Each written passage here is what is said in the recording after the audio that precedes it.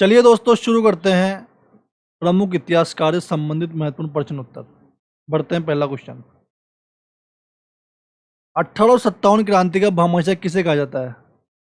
1857 क्रांति का भामाशाह कहा जाता है अमरचंद भाटिया को। इसे कहा जाता है 1857 क्रांति का भामाशाह अमरचंद भाटिया को। अमरचंद भाटिया का संबंध है बीकानेर से। बीकानेर के रहने वाले थे। कहाँ के रहने वाले थे? बीकानेर के रहने वाले थे। और क्रांति का जनक कहा जाता है। क्यों कहा जाता था? क्योंकि ग्वालियर में 1857 में झांसी की रानी की आर्थिक सहायता करने के कारण भामाशाह उसको ही कहा जाता है जो आर्थिक सहायता करता है ना, उसको कहा जाता है। यानी कि 1857 में हम देखते हैं झांसी की रानी की इन्होंने आर्थिक सहायता की थी अमरचंद भाटिया ने, जो कि बीकानेर के रहने वाले हैं। ठीक है, बढ़ते हैं अगला क्वेश्चन। डोंगजी व जवार जी किस जिले के थे? डोंगजी व जवार जी थे सीकर के। यानी राइट आंसर होगा इसका सी। सीकर के रहने वाले थे डोंगजी व जवार जी। डोंगजी जवार जी के बारे में सब जानते हैं। ये राजस्थान के लोक देवता थे और ये अमीरों का धन लूटकर गरीबों में बांट दिया करते थे। ठीक है, डोंगजी और जवार जी सीकर से संबंधित थे। राइट आंसर होगा इसका सी। तीसरा देखते हैं, असम्मिलित युग में। देखिए, असम्मिलित देखना है इसमें। मेवाड़ का नेतृत्व किसने किया? यह था मेजर शॉवर्स ने। कोटा का नेतृत्व किया मेजर बर्टन। ये भी सही है, ये भी सही है। अमरचंद भाटिया संबंध जोधपुर, ये गलत है। हम देखें ना, अमरचंद भाटिया संबंध है बीकानेर से। कहाँ से अमरचंद भाटिया संबंध? बीकानेर से। राजस्थान का भामाशाह इनको कहा जाता है। ठीक है, और ये गलत है ही। ठीक है, अमरचंद भाटिया संबंध जोधपुर से नहीं, बीकानेर से है। अगला, भारतीय राज्यों के साथ ब्रिटिश सरकार के संबंधों के अध्यक्ष पर प्रकाश डालने वाली Lord Hastings and the Indian states पुस्तक को किसने लिखा था? इस पुस्तक को लिखा था, किसने लिखा था इस पुस्तक को? ए, मोहन सिंह मेहता ने इस पुस्तक को लिखा था।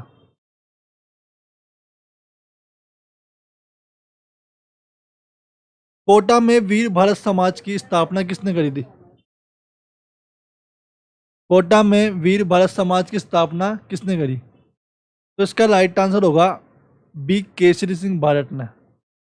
कोटा में वीर भारत समाज की स्थापना केसरी सिंह बारट ने। आंसर होगा इसका बी। कब करी थी स्थापना? ये करी थी 1910 में। वीर भारत समाज की स्थापना कब हुई थी? 1910 में हुई थी, केसरी सिंह बारट के द्वारा।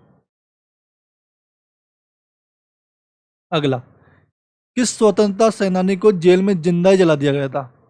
भाई, हमारे राजस्थान में एक स्वतंत्रता सेनानी है जिनको जेल में जिंदा ही जला दिया गया था। वह है प्रताप सिंह बारट, वह है सागरमल गोपा या सेंगाबाई गोपाल सिंह। तो इसका राइट आंसर होगा सागरमल गोपा। आंसर होगा इसका बी, सागरमल गोपा को जैसलमेर में 4 अप्रैल को, है ना, 4 अप्रैल 1946 को, 4 अप्रैल 1946 को जैसलमेर में जिंदा जला दिया गया था। और इनकी हत्याकांड की जांच के लिए गोपाल स्वरूप पाठक आयोग भी बना था। सागरमल गोपा की जांच के लिए गोपाल स्वरूप पाठक आयोग भी बनाया गया। और इनकी अलग पुस्तक की बात करें ना, सागरमल गोपा की, तो इनकी पुस्तक थी जैसलमेर का गुंडा राज, रघुनाथ सिंह का मुकदमा और आज़ादी के दीवाने। किसकी पुस्तक थी? सागरमल गोपा की, है ना। यानी कि इनको जेल में जिंदा जला दिया गया था जैसलमेर में। बढ़ते हैं अगला, प्राचीन भारत लिपि माला के लेखक निम्न में से कौन है? प्राचीन भारत माला के लेखक निम्न में से कौन है? प्राचीन भारत लिपि माला, इसके लेखक थे हीराचंद ओझा। राइट आंसर होगा इसका सी, हीराचंद ओझा इसके लेखक थे, प्राचीन लिपि माला के लेखक। चलिए बढ़ते हैं अगला क्वेश्चन। केसरी सिंह बारट ने मेवाड़ महाराणा को 13 सोरठे किस भाषा में लिख के भेजे थे? केसरी सिंह बारट थे जो कि मेवाड़ महाराणा को 13 सोरठे किस भाषा में लिख के भेजे थे? वह भेजे थे कौन सी भाषा में? बताओ, आप कमेंट करके बताओ। ये भेजे थे डिंगल भाषा में।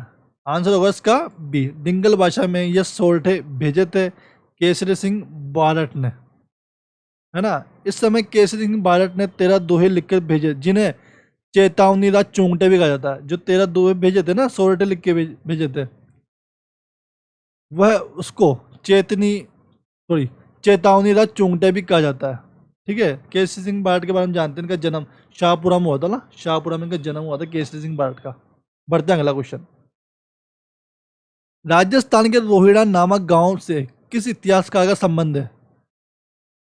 राजस्थान के रोहिड़ा गांव से, रोहिड़ा नामक गांव से किसका संबंध है? वह है किसका संबंध बताओ? सी, डॉक्टर गौरीशंक हीराचंद ओझा का संबंध है रोहिड़ा नामक गांव से। बढ़ते हैं अगला। अर्जुन लाल सेठी द्वारा क्रांतिकारियों का प्रशिक्षण देने के लिए जयपुर में स्थापित किए गए विद्यालय का क्या नाम था? है अर्जुन लाल सेठी द्वारा प्रशिक्षण के लिए, क्रांतियों में प्रशिक्षण के लिए एक विद्यालय खोला गया था, उसका नाम क्या था? उसका नाम था वर्धमान विद्यालय। थोड़ी गलत लिख गया इसमें, वर्धमान विश्वविद्यालय इसमें नाम था विद्यालय, जो कि जयपुर में पड़ता है, निवाई में, जयपुर निवाई में इसका जगह है। इसकी स्थापना की बात करें वर्धमान विश्वविद्यालय की, वो है 1907 में इसकी स्थापना हुई थी विद्यालय की। वर्धमान विद्यालय की स्थापना अर्जुन लाल सेठी में की थी और क्रांतिकारी के लिए ये पाठशाला थी भाई, क्रांतिकारियों की इसमें ट्रेनिंग दी जाती थी इसमें वर्धमान विश्वविद्यालय में। अगला, निम्न में से किसके द्वारा वीर भारत सभा का गठन किया गया था? निम्न में से किसके द्वारा वीर भारत का, हमने देख ही लिया तो वीर भारत का गठन केसरी सिंह बारट के द्वारा किया गया था और 1910 में किया गया था। वीर भारत सभा का गठन केसरी सिंह बारट 1910 में। क्रांतिकारी जिसे महंत प्यारे लाल हत्याकांड में सजा मिली थी, वह क्रांतिकारी कौन है जिसे महंत प्यारे लाल हत्याकांड से जुड़े थे? वह है कौन? बताओ कौन है इसमें? वह है केसरी सिंह बारट, जो इस हत्याकांड से जुड़े थे। इस हत्याकांड से और भी अन्य आरोपी है जो इस जुड़े थे। वह है सोमदत्त लहरी, हीरा लाल जौहरी और रामकरण। ये 3 लोग भी महंत प्यारेलाल हत्याकांड से जुड़े हुए थे। ठीक है। अगला, annals and antiquities of Rajasthan, annals and antiquities of Rajasthan के लेखक वह है, सब जानते हैं इसके बारे में तो बताओ। A George Thomas, Ashutosh Sharma, colonel James Tod, Vijay Singh Pathik. तो इसका राइट आंसर होगा सी, कर्नल जेम्स टोड। ठीक है। इन्होंने central and western Rajput state of India पुस्तक भी लिखी थी और ट्रेवल्स इन वेस्टर्न इंडिया भी लिखी थी, है ना। ये 3 पुस्तकें इनकी थी, किसकी? जेम्स टोड की। बढ़ते हैं अगला क्वेश्चन, सम्मिलित करना है इसमें। राजस्थान सेवा संघ, राजस्थान सेवा संघ तो कब हुआ था? राजस्थान सेवा संघ हुआ था 1900 है ना, 1919 में हुआ था। राजस्थान सेवा संघ का गठन 1919 में। देश हितैषी की बात करें तो इनका हुआ था 1877 में हुआ था इनका। और अखिल भारतीय देशी राज्य लोक परिषद ये हुआ 1927 में। 1927 में ये है। चैम्बर्स ऑफ प्रिंसेस हुआ था 1921 में। ये मिला लेंगे अपन, 4 3 2 1, 4 3 2 1। इसका राइट आंसर होगा ए, चौदह का ए होगा ना। बढ़ते हैं अगला क्वेश्चन,